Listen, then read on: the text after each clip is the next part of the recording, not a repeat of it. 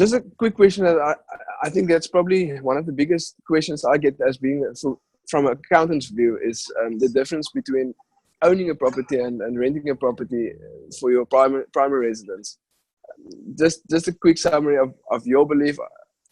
I know there's a variety of various opinions, but I'm very interested in yours.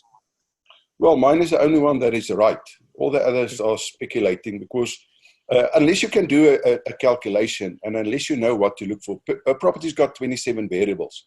So it's a combination of all 27 variables that's going to give you your internal rate of return, as an example, or your modified internal rate of return. And that your internal rate of return measures the growth of your money in the property. So the majority of people are conditioned to believe that property is the right location. You buy the best possible property in the best possible location, and then there's capital growth. So that story that they do not make more property and so forth. Unfortunately, we are so conditioned to believe that it becomes our reference points. But if you really think about a property, especially a house, that location where you're buying a property, that location grows more or less at inflation rate, maybe 1% over the 10-year moving average, maybe 1 or 2% more than inflation. But then the prices of property follows exactly that same curve. So if you take a property and you buy that property cash, as an example, to stay in, you're going to find that a property of 1.2 million at a 7% inflation in 10 years' time, the rule of 72, divide 72 by 10, gives you a 7.2% inflation. So in 10 years' time, that property seems like you're sitting now with a 2.4 million a property. But that's a lie, because if you look at the time value of money, you're going to find it's exactly worth what it is worth today.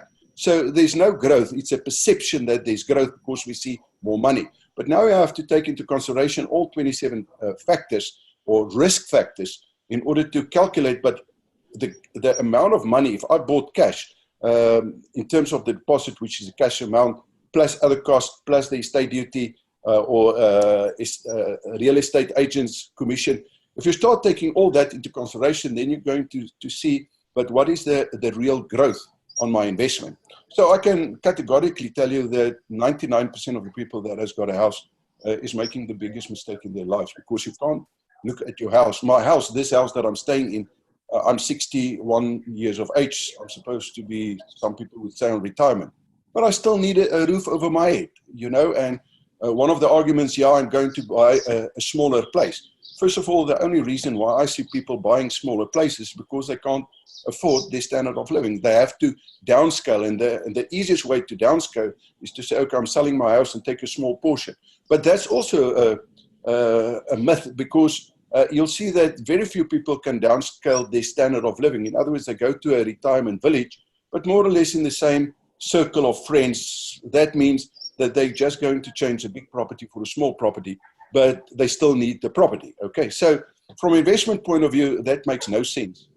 But at the moment that you understand the 27 variables, and you can distinguish between what we call, you'll know it, the use of fract and the bare dominium. So the bare dominium is actually then the investment portion of your house, if you want to see it, and at a later stage use that as security.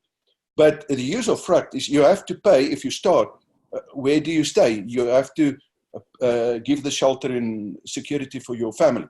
So the moment that you know how to make that distinction between those two, use of fract and investment portion, then it's very simple to see what the growth on the investment portion is going to be. Now, what 99% of the people do, where they've got no freaking idea what their money and how their money should grow for them.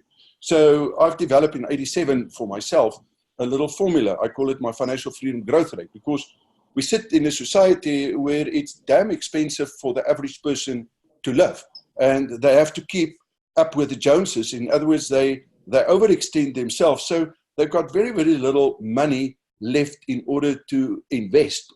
In other words, a surplus in order to get the growth. And then they take that money to someone that's going to give them, if they're lucky, a 20 or a 17% growth. The best unit trust, by the way, last year, 17.78% growth. And 17.78% growth on a small base, well, will never ever make you rich, even if you take your full salary and before tax and put it into a 17%, you won't be able to retire in 10 years.